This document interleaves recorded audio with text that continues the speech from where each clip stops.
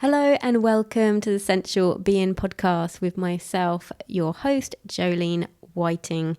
I have been a pole dance teacher for nearly 20 years. I'm also a yoga instructor, and my favourite pastimes are connecting to my own sensuality, connecting with the world, and connecting with animals as well. In this podcast, you'll find new and inventive ways of how you see yourself, connecting yourself with others, and also how you see and view the world around you. Have you ever wondered how you could get more sex confident? And is it all about having sex to get confident? Or could you get confident for having sex? And also, does sex really have anything to do with it? Let's find out together.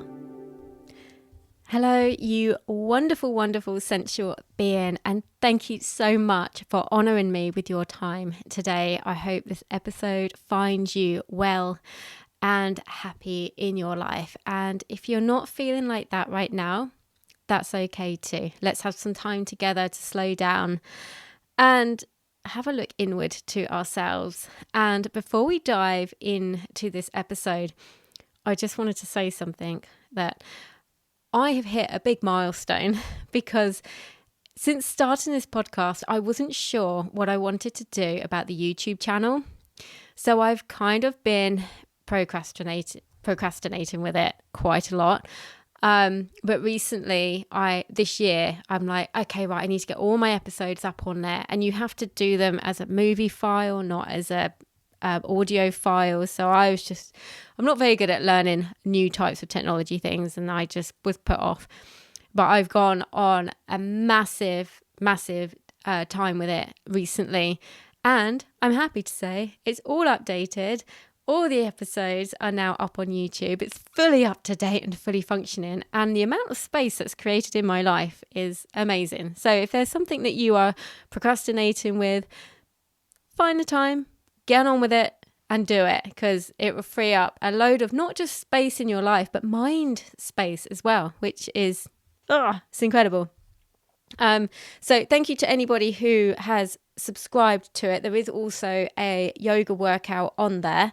There might also be another one on there by the time of this podcast going out. So yeah, do check it out because it's more than just a podcast on there for you. But yeah, so let's get into this episode. So this one, this is a naughty one. This is a fun one. It's kind of along the lines of how to become more sex confident. And what do I mean by sex confident? Well, it's a way of showing up as yourself in the world, not even necessarily when you are having sex, but it's more like the magnetism that you put out from your energy. But how we can get that, there's just so many different ways and so many things to think about. And this episode is not specifically for if you're in a relationship or single. We are going to be covering both areas of that. But it's important because whether you engage in sex or not is irrelevant, because it's about the inner confidence of yourself. So if you're confident about how you are, how you show up, your own uniqueness and your own wonderful abilities, you will exude this beautiful magnetism of energy, and it will transpire and go on to the next person and the next person. It will spread, and it's such a beautiful way to spread a beautiful, igniting, passionate energy, this kind of lust for life, this kind of feeling of, I just want to feel more of life, and what I've said so far has not related to sex. It does and it doesn't. Yeah. So it's not about, I don't have a partner at the moment, or I'm not. No, it has nothing to do with that. It's about you. It's about putting yourself first.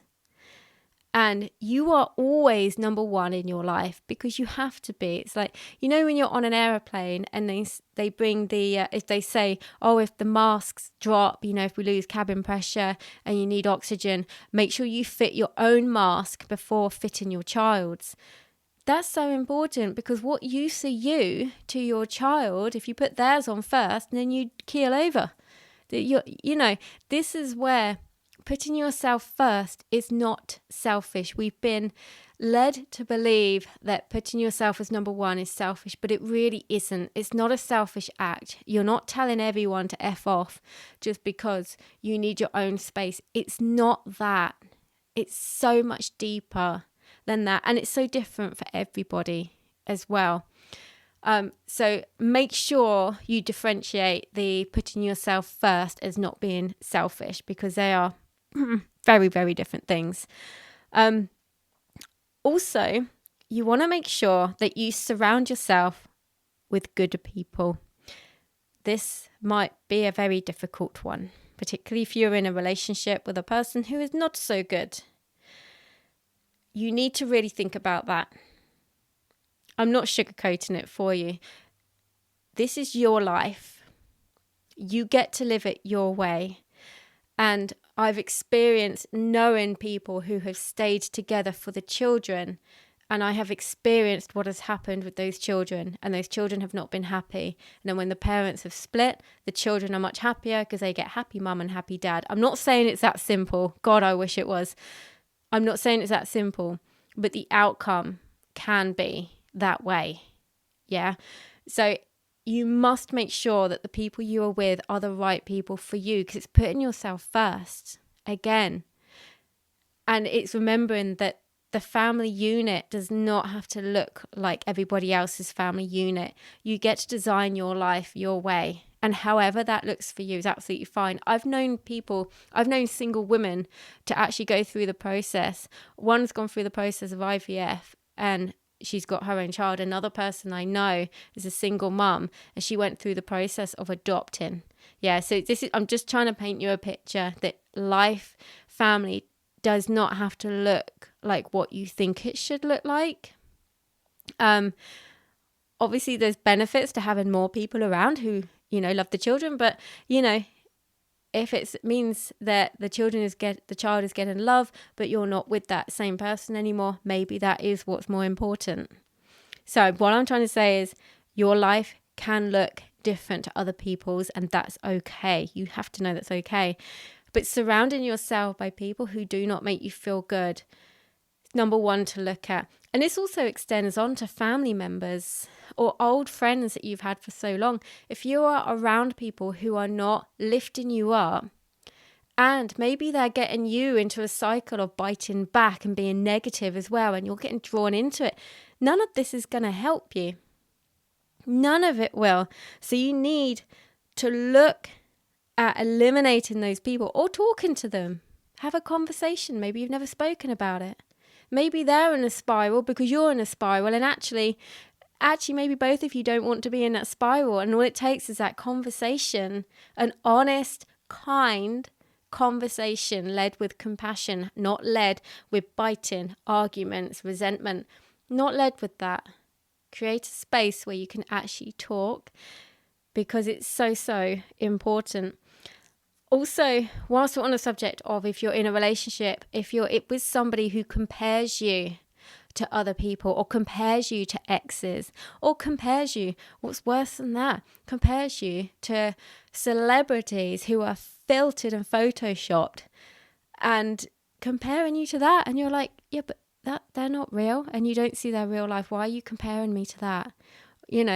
Or maybe you've just recently had kids and they're like, well, you haven't bounced back yet, and it's like, who bounces back? You've got to remember that you are human and you are allowed to be human. And whilst we're on the subject of if you've just had kids, this is such an important one. So if you are trying to become sex confident, or whatever you want to call it, and you have recently just had children, your body will be different.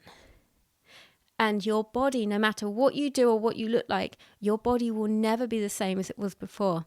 But that is okay. That's part of the magic of life. Particularly as women, our bodies can change. We can birth literal life into the world.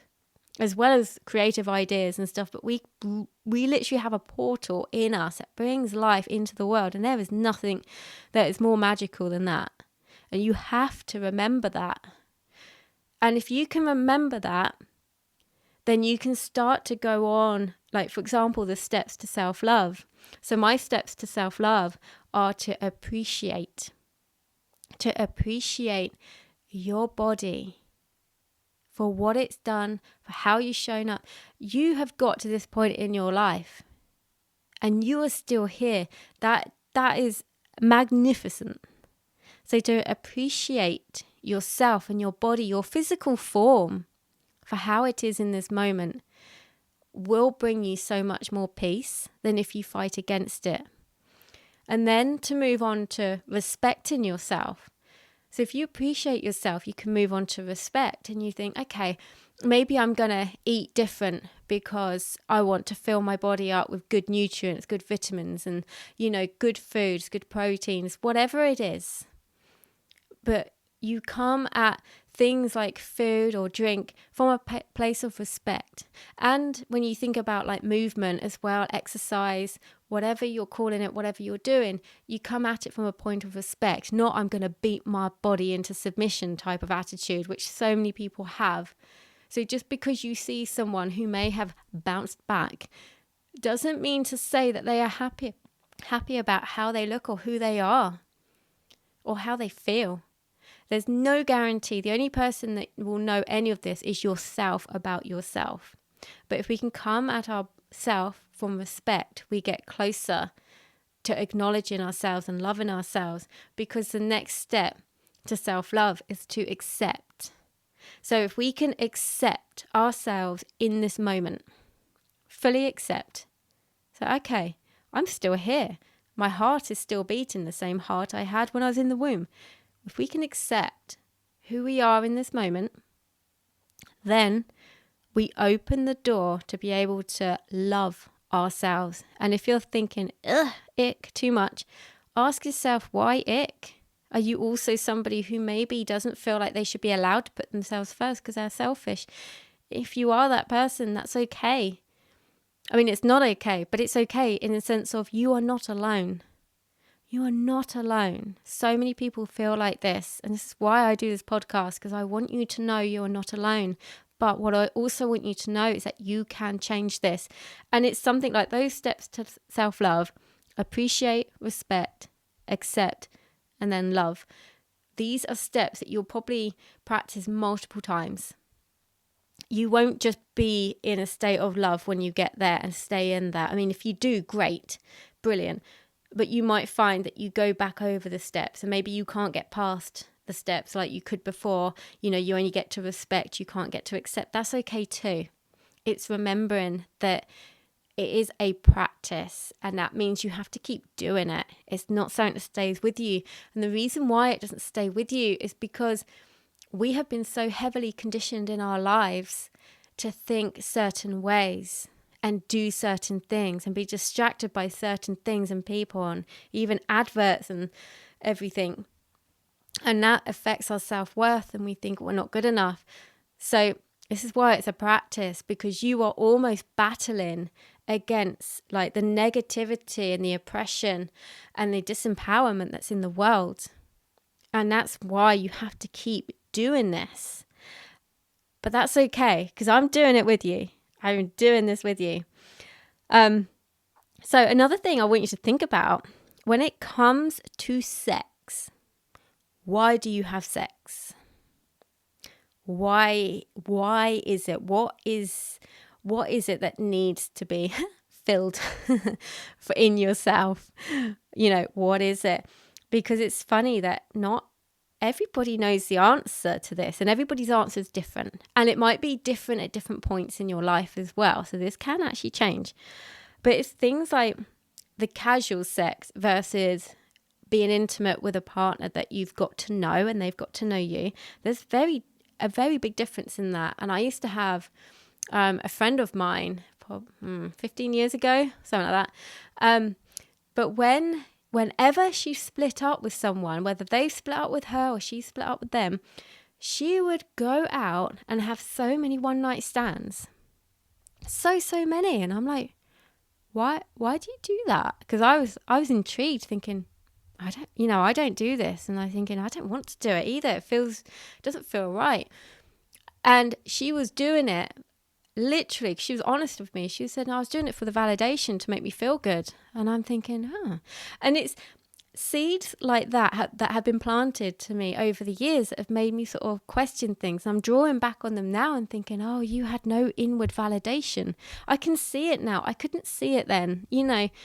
I'm learning all throughout my life. I'm learning, and I will never stop learning. And the biggest way I learn is from listening to people, which is why I'd put this podcast out there, because I get so much value from listening to people, either face to face or listening to podcasts, reading books, listening to other people's experiences and trying to navigate my way through them and to find out kind of what makes humans tick, literally what makes us tick. But yeah, so inward validation is so important. So to be able to see yourself more fully. Now, if we think, I don't know how you feel about this, so this is completely different, but like one night stands, to me personally, my experience, I feel are boring. Maybe it's because I've got quite an eclectic taste in sex. I have had one night stand. That's it. And it was rubbish. Absolute rubbish. Everybody else who I've had any intimate connection with, even if the relationship hasn't been a full-on relationship and it's been very short, I have made some sort of intimate connection with that person, and there's been things discussed beforehand. But when I said about the one night stand, it wasn't even one night, it was just in a car. Like, it was boring. It's just, everything got in the way, the wheel got in the way, it was just boring. But there was no, with that person, there was no talk about what we were going to do and what each other wanted to get out of it. I'm big on intention. I always have been. So what's our intention out of it? What is it that we're trying to do? And it was literally just, it was full of nothing. It was very much an empty void inside of me, and I didn't get anything from it, so I never did it again. But it's knowing that your inward validation is so important, because if you are somebody like my old friend from years ago who does do this is really common. I've learned that this is common from a lot of people, that when they split up with someone, they'll go on a massive thing of just sleeping with loads and loads of guys. And I'm saying guys because this is coming from mainly women that I've spoken to.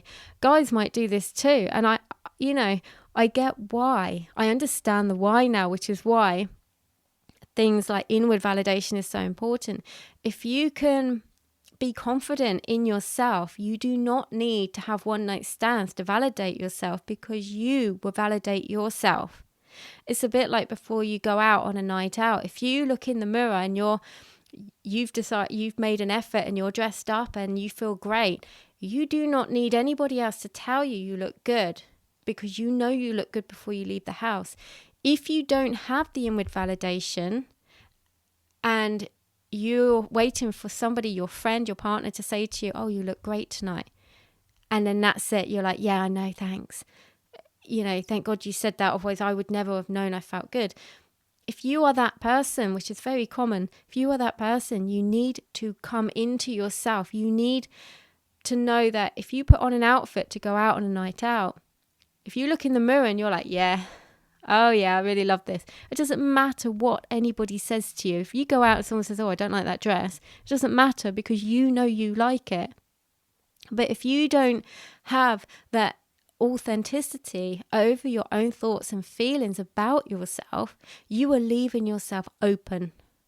And I don't mean open in a good way. You're leaving yourself open to a lot of hurt, shame, horrible comments, and you will take them on. And it's such a dangerous place to be. Such a dangerous place to be. If you are single, you might be thinking, well, I don't really want to have casual sex, but I want to be sex confident. How do I do that if I'm not actually just going around trying to have sex with people? Because that's not how you get it. That is not how you get it. you need to make time for yourself. You need to make time for your own self-pleasure. And finding the ways that make you climax is so important. You know, we can sometimes get so locked into like maybe what porn looks like. And I've come away from porn for the last few years because, I don't know, something changed in me. I think when this spiritual journey really started to escalate for myself, I started just, because I used to love watching porn, but now I just don't. I just don't even go there. I'm not interested. But I find the power of my mind is so much more vivid and so much more fun. And it can be so much more real. Obviously, it's in your mind. Anything can happen. But I feel like it's more grounded. And I love that now with my fantasies, that they, you know, it's okay. So I find it interesting that if I have a sex dream, it's always my partner that's in it. And I'm like, where are all these crazy mythical creatures or other people, you know, in my dreams? And it's like that they're not there. And I just wonder if that's got anything to do with the fact that I've stopped watching porn. I don't know. I don't know if there's a connection there. It's just a little insight for you. But yeah, it's finding the ways to make yourself climax. And sometimes when we watch porn, we can get locked into, I can only climax that way. Or I have to be a squirter. You know, if I'm not squirting, I'm not coming. I can tell you now, I've never squirted and I have come a lot of times. So it's, again, but in porn, particularly nowadays, every woman is a squirter. And I'm like, that's not the reality. And I remember being with somebody quite a few years ago now. And he was intent on making me squirt. My God, I thought his fingers were going to come out through my belly button. It was not fun. He was like, no, I've got a history of making girls squirt who'd never squirted before. And I thought, I'm not sure if he meant squirting or squirting blood, because I'm not so sure. It wasn't fun for me, put it that way. No. So it's finding your ways, which is so important. And if you get a partner and you're intimate with them, share that. Share your ways. Because I'm sure you'll agree with me with this. If you're with somebody and you really care for them, you want to get them off, don't you? In the best way that works for them. They want to do the same to you. Don't hold back. Don't hold back. Tell them. Tell people. Use your words. Even just telling people is hot. You know, tell them what you want and stuff. That is just so hot. And it's so real. It's very connective. It's very open. And you're keeping that door open. And also finding things, activities that can tune you into the present moment, bring you into your senses and your sensuality. Dancing is so beautiful for this. Or just like taking the time to stroke yourself. You know, there does not have to be a goal. Climax is not the goal. Giving yourself time and space for pleasure. That's the goal. That's the point. Whatever happens after that is just, you know, it's just gold. It's just gold. If you are in a relationship, all the things that I've just mentioned, do those. Plus, if you're in a relationship, keeping that door of communication open, wide open. Because to be able to express what's really on your mind is so powerful, connective, and it's so hot. So hot. But don't be afraid as well to set the mood. You don't have to. Maybe a quickie is your thing and that's okay. But actually take the time, because when you take the time and maybe it's so cliche, like candles, put on some nice music and stuff. It's so cliche, but it's so real. And because you're giving each other that time, even if you're like, do you know what? We've only got 15 minutes. It's not necessarily about that rush to the climax. Maybe it's just about laying down, being in each other's arms and stroking each other and looking at each other and just kissing. You do not have to do more than that. And I'm not saying you don't have to, but what I'm saying is you want to try and keep that actual sensuality between you alive, because that is the driving force That's the holding hands together when you're old. That's what that is. Having your quickie and getting a quick in and out is all well and good, but if that's all you're doing, you are missing each other. Oh, we'll have a quickie during the advert break. Yeah, what's the point? I know that might be a bit extreme, but maybe that's been said.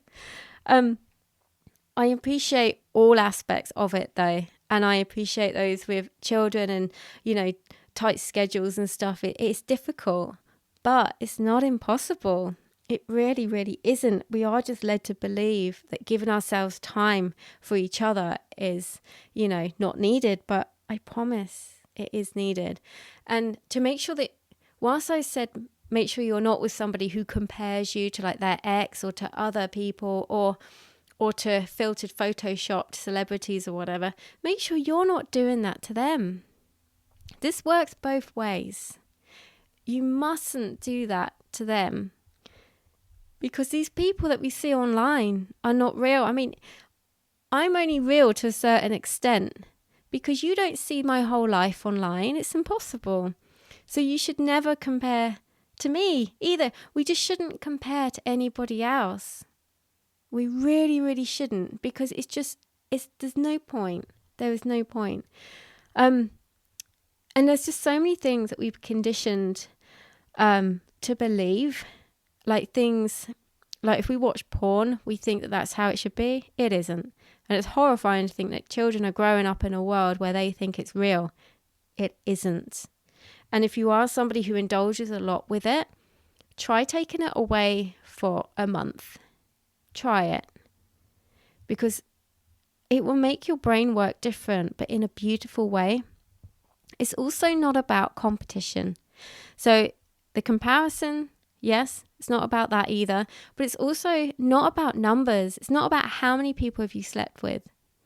I remember years ago to this same person who used to sleep around after she broke up with someone, and we were having this discussion, and I think my online little persona at the time on a different website, very different website, was slut something.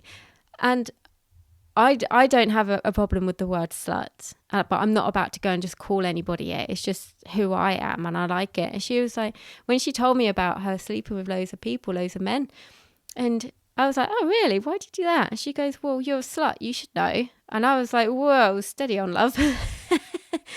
And she was like, well, don't you sleep with loads of people? And I'm like, no. She's like, why not? I thought you were a slut. And I'm like, yes, but not in that way.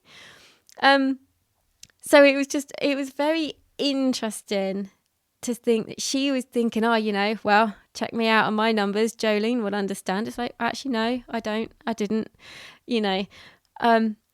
But sometimes we can get caught up in that, and that's not what it's about. Also, it's not about validation. Same comes back to the numbers. It's about inward validation as well. You know, it's not about trying to get somebody else to validate us. It needs to come from within. And it's not about manipulation either. Oh my God, I didn't even touch on this in this episode properly, but I did have a friend years ago, different friend. And after she said this comment, I thought, I don't know how to talk to you anymore. So she was engaged to get married to a friend of mine. And she got drunk one night and she said the comment to me and a few others. She said, oh yeah, we're engaged. That means I don't have to give head for very much longer. Me and one of my friends just looked at each other and then looked at her and said, what do you mean? And she goes, well, when we're married, I don't have to give head anymore, do I? And I'm thinking, oh my God. And I was just like, my response was, why are you doing it in the first place? You know, if you don't like it, don't do it. Simple.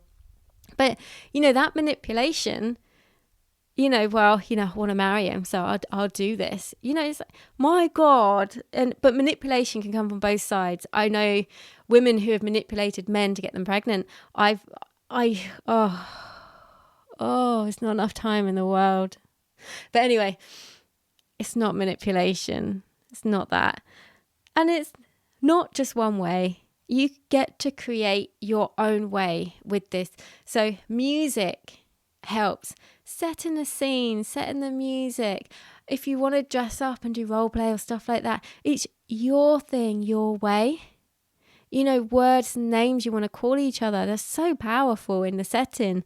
So if there's something that you want to indulge in, or different words and stuff, different names, then use them. Because all of this stuff put together, what I've gone over today, will make you more sex confident. It will heighten the inward validation of yourself. You will get to appreciate yourself, respect yourself, accept yourself, and maybe even love yourself as well. That's the point. So if you exercise so many of these different things, you will become like this magnetism of beauty and wonder and love. And that is what energy you will put out into the world. And that's just magic. It's just magic. It's just magic to show up in this way, this sensual way, this lust for life. And it's just beautiful.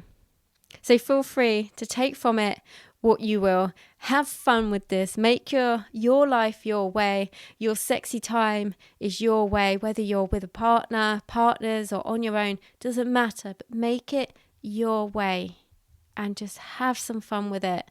Let go and have some fun with it. And as always, remember to lead through your life with your heart and to live with intention. Thank you so much for tuning in today. If you enjoyed this episode, please do share it with your friends and on social media. If you have the time to rate or review this podcast, I'd be ever so grateful. If you'd like to follow me on Instagram, you can find me at Jolene Sensual Being. The links to my YouTube and to sign up to my mailing list will be in the show notes as well. I look forward to speaking with you again very soon.